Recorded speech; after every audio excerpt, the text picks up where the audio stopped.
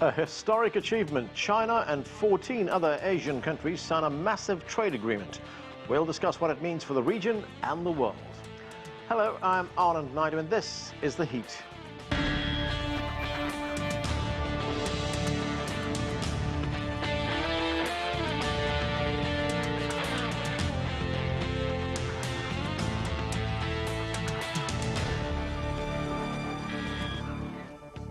After 8 years of negotiations, 15 countries formed the world's largest trading bloc on the sidelines of this year's ASEAN summit. It's called the Regional Comprehensive Economic Partnership, or RCEP, and is made up of 10 Southeast Asian countries, as well as China, the Republic of Korea, Japan, Australia and New Zealand. CGTN's Rian Maelzer begins our coverage from Kuala Lumpur. This was not how the leaders would have imagined it when talks began 8 years ago. 15 ministers putting pen to paper back in their home countries, watching each other on checkerboard split screens.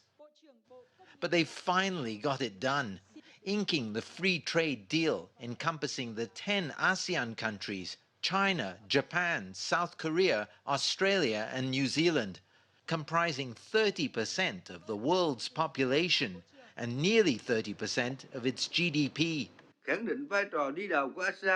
It will send a strong message that affirms ASEAN's leading role in supporting the multilateral trading system, creating a new trading structure in the region, enabling sustainable trade facilitation, revitalizing the supply chains disrupted by COVID-19, and assisting post-pandemic recovery. Mutually beneficial cooperation in East Asia will help boost global development and economic growth, and our cooperation is indispensable in such a process. We are also committed to the path of solidarity and development.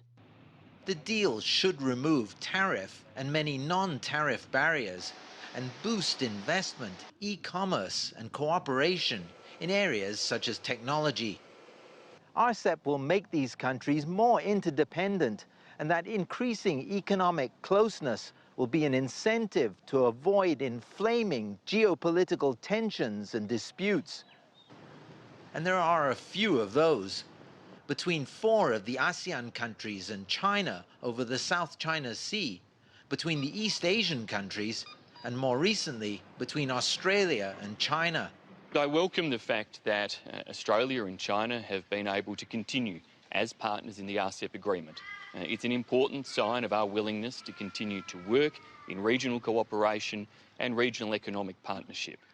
RCEP won't actually come into effect until next year, but it will still be a timely and vital boost to a region and world struggling to emerge from the economic damage wreaked by the pandemic. Rian Maelzer, CGTN, Kuala Lumpur. Well, for more now on this trade deal, let's bring in our panel. Joining us from Beijing is Gong. He's a professor of economics with the University of International Business and Economics. From Miami, Quelch is the Dean of the University of Miami's Herbert Business School. Here in Washington, D.C., Shihoko Goto is the Deputy Director for Geo-economics with the Asia Program at the Wilson Center. And Sourabh Gupta is a resident senior fellow with the Institute for China-America Studies. Welcome to all of you. Gong, let me start with you. This is a massive deal, 8 years in the making, and it covers a third of the global economy. The Chinese Premier Li Keqiang described the agreement as a, quote, victory for multilateralism and free trade. So how significant is this agreement, and what does it do for China? Well, from economic perspective, it adds on top of the existing free trade agreements China has already signed with the members of RCEP. China has already had a trade agreement with South Korea, with ASEAN countries, with Australia, and New Zealand. The only country China doesn't have an agreement is Japan. So now, in substance, we do have a trade agreement with Japan now. And I think well, there are other economic benefits because this trade deal is more than just about trade of goods and services. It encompasses other areas. In a sense, it's also a multilateral investment agreement. It has specifications regarding, for example, investment, digital service, competition policy, for example, a suite of other things that are usually not included in a traditional free trade agreement, but it does now. I think the significance for China probably goes way beyond just economic benefits, but also in terms of political benefits as well. It means that the entire East Asian region is going to be more integrated. We're moving towards the direction of a unified market. And also, from a geopolitical perspective, I think it's a very good thing that China's trading and investment relationships with this very large area is sort of stabilized and not going to be subject to, interference or other risks, as a result of, Sino-U.S. Increasingly antagonistic relationship. As we know it, the State Department of the Trump administration is very much opposed to that. It's trying to persuade the twist arms of Japan, South Korea, Australia, New Zealand not to sign this. But ultimately, I think these countries decide to set these politics aside and work jointly on a sort of more of an economic objective. Shihoko, Goto, the Japanese Prime Minister Suga, he's also been talking about this agreement. He said encouraging free trade is even more important now that the global economy is in a slump and there are signs of countries turning inward. What does this deal mean for Japan? It is a step in the right direction for Japan. Japan, of course, has really taken the last few years to push for multilateral as well as bilateral free trade agreements. It is a signatory to the CPTPP, as is Australia and New Zealand. Over the last couple of years, it's also signed a trade agreement with the European Union. It recently signed a bilateral trade agreement with the United Kingdom post-Brexit as well. And so RCEP really brings it to a full circle, so to speak. It really does hone into the fact that Japan is anchored in Asia, that its interests are heavily vested in Asia, especially in Southeast Asia. But I do want to point out that this is not simply a trade agreement. In terms of ambitions, it is really second fiddle to CPTPP. It's what it pushes for, especially on the non-tariff side, is certainly not as ambitious as it is in CPTPP. However, what it does do is it does bring a very disparate collection of countries together, united under the same trade framework agreement, and a willingness to cooperate at a time when there is so much instability, not just in the region and indeed in the world as a result of COVID and the ongoing challenges that we have about a global economic slump. Right. It also, if I can also add, it does bring together Japan with China, but also with Korea as well. So this really does strengthen that triangle.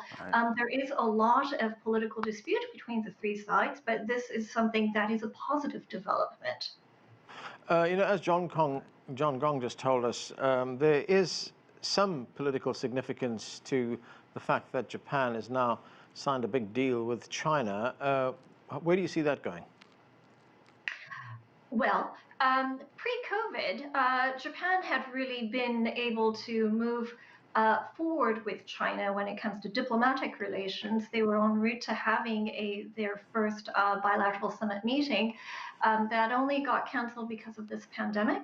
Certainly, this incentivizes further cooperation between the two sides. However, do bear in mind that Japan still sees China as its biggest threat when it comes to the military front. So Japan continues to have this delicate balancing act of having close and even closer economic ties with China on the one hand, and dealing with that uncertainty about military relations and regional security on the other. John Quelch, a former editor at The Diplomat, which is a very influential online publication, Ankit Panda, he said that the RCEP is a reminder that big things are happening and will continue to happen in Asia with or without the United States. The United States is excluded from this deal, and President Trump walked away from the Trans-Pacific Partnership. How will this deal be seen by Washington? I think it's upsetting. President Trump obviously had no interest in the TPP. By walking away, he left a vacuum which Beijing was very eager and capable of filling. And so we now have China ostensibly taking the economic lead and in regional economic negotiations. The CPTPP does have some differences with RCEP. It does include labor standards. It does include environmental considerations. It's tougher than the RCEP, but as a starting point for integration economically in the region, the RCEP is an achievement for Beijing. And I think the Biden administration will be very nervous about the need to redouble its efforts in the short term to try to regain some of the initiative by perhaps joining the CPTPP, maybe with a few additional conditions attached, but joining that and setting up that as a counterweight to RCEP. There are 7 countries, if I remember rightly, who are signatories to both RCEP and the CPTPP, so it's not exclusionary one way or the other. But I do believe that, as has already been said, the Japan, South Korea, China triad being in a single economic partnership, that's very significant politically from a symbolic point of view. And as far as Australia is concerned, with all of the bad blood in trade and tariff wars in the last few months, very helpful for Canberra to have this deal on behalf of Australia. Sourabh Gupta, another big economy that is not part of this deal is India. In fact, India did take part in the early negotiations but dropped out in 2019. What prompted the Indians to drop out, and do you sort of see a scenario in the future where they may rejoin the deal? India dropped. India actually has quite a few free trade agreements with East Asian and Southeast Asian countries, with ASEAN, with China, sorry, not China, with Japan and Korea. And there has been a standard pattern through all of them. India runs huge trade deficits, or the amounts are not very large, but India runs trade deficits. And it runs trade deficits because India is not within the light manufacturing supply chain, and its manufacturing sector is by and large uncompetitive with vis-a-vis its East Asian peers. And if China were to join in this, if India were to join in RCEP, India already runs a huge bilateral trade deficit with China. That deficit was thought would just go through the roof. And that was the main reason India chose not to join. There were other issues such as agricultural exports from Australia, et cetera, et cetera. But these were the fundamental issues which held India back from joining. And it, if I may continue, will hold India back from joining for quite a very long time going forward. The Modi government, unfortunately, on trade policy has been going backwards right since 2014. Tariff levels have been raised. They have not been lowered, and they're trying to create this concept of self-sufficient capability and development, including manufacturing capability. So they want to export out to the world, but they're not willing to tolerate imports, and that's not simply going to work. The RCEP countries really want India in. They've kept it open. They've said that once this enters into force, the agreement, India can walk in any time. It doesn't have to wait for a particular, I think, cooling off period. India can come in as an observer anytime to meetings, but frankly, I cannot see India anywhere in RCEP for the next 5 years, perhaps much more. Right, and for India being concerned about the deficit gap, you don't see that narrowing in the short term? Oh no, I don't. It's narrowing with China because they have bad relations, and so India has scrapped a lot of deals and blocked Chinese investments in investment.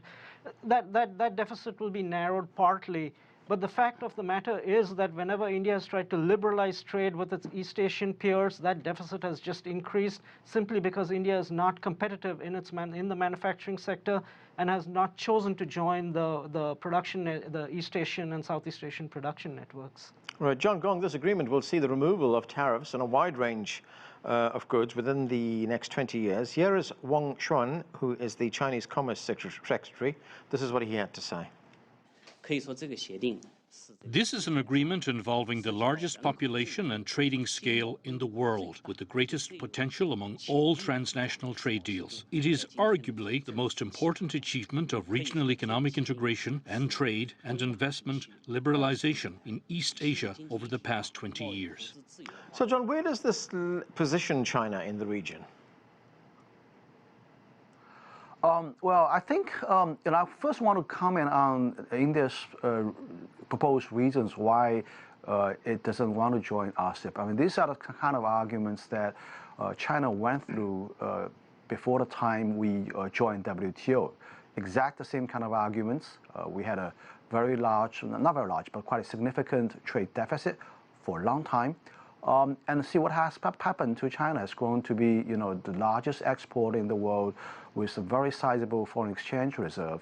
The history has shown that this is basically a chicken-egg problem. It takes politicians to make the determination to open market, to welcome foreign direct investment, to start up manufacturing with these investments. This is exactly what happened to China in the 1990s. And I think our experience shows that this is a recipe of success. You wouldn't expect that your balance of trade can improve without opening up market, without lowering tariffs, without welcoming foreign direct investment, and particularly in the manufacturing area. India is still very competitive country in terms of labor costs and other factor costs that goes into manufacturing. So I think it's mostly because of domestic politics that's holding up the Modi administration, to stop it from joining this RCEP agreement. Sourabh, you want to comment on that very quickly? Has politics got something to do with this? I totally agree with that. There just isn't the backbone to do this in India, and the part of the reason the backbone isn't there and wasn't there and isn't there is because India had really poor infrastructure, very poor labor laws, and poor bankruptcy-related laws, and all these were impeding India's ability to join into global value chains. Modi has realized that. He's trying to reform those, right, but he needs to also do it on the trade liberalization front, and they don't have the backbone for that, unfortunately. Okay, Shihoko, Goto, Japan's auto industry stands to benefit greatly from this deal. The deal will eliminate tariffs on nearly $500 billion worth of auto parts that are sent to China each year. How much of a boost will this be to Japan's economy? Right. Well, just to put it into perspective, through RCEP, tariffs on about 86% of Japanese goods that are exported to China will be eliminated, which is a formidable number. And of course, the Japanese car manufacturers are heavily invested in China. And so reduction of tariff is a huge boon for them. And we've seen a reaction from companies like Toyota onwards, really celebrating this agreement. However, we are also seeing a reassessment of the global supply chain. And I do want to go back to this idea of India. There was a lot of disappointment that India withdrew from the RCEP agreement, but countries were willing to accommodate India, not just to simply keep the door open for it to come back into RCEP, but to have it join a trilateral supply chain initiative between Japan, Australia, as well as India. And that is really to push back against China and to be less dependent on the Chinese supply chain. And so on the one hand, we are going to see a great deal of benefits coming from lower tariffs, for producers that are manufacturing in China. But on the other hand, we will see a continuation of countries trying to diversify away from China into other countries, into Southeast Asia. So this isn't simply about lower tariffs in China, it's about lower tariffs across Asia, including Southeast Asia. John Quelch, this deal, of course, comes at a time when the global economy is still struggling with the pandemic. Does this agreement offer something of a lifeline, do you think? I'm not sure if it's an immediate lifeline, but certainly any time you have a multilateral agreement of this nature, it's got to be auguring well for economic development, if not tomorrow, in the short and medium term.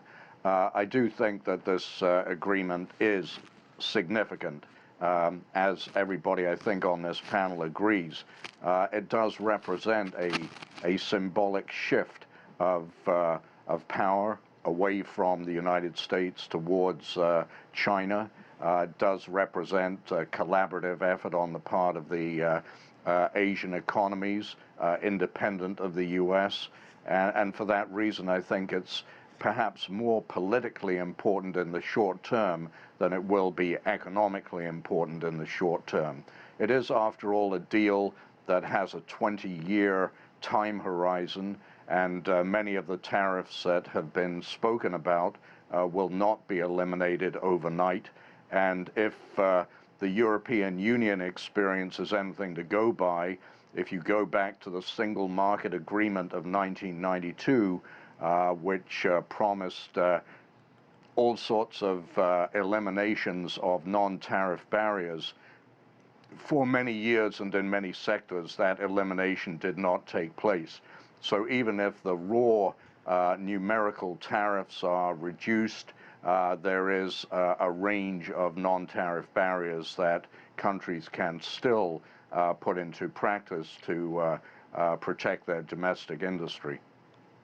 John Gong, the United States has been engaged in a trade war with China, which was started by Donald Trump. As John Quelch has pointed out, this agreement signifies a symbolic shift of power.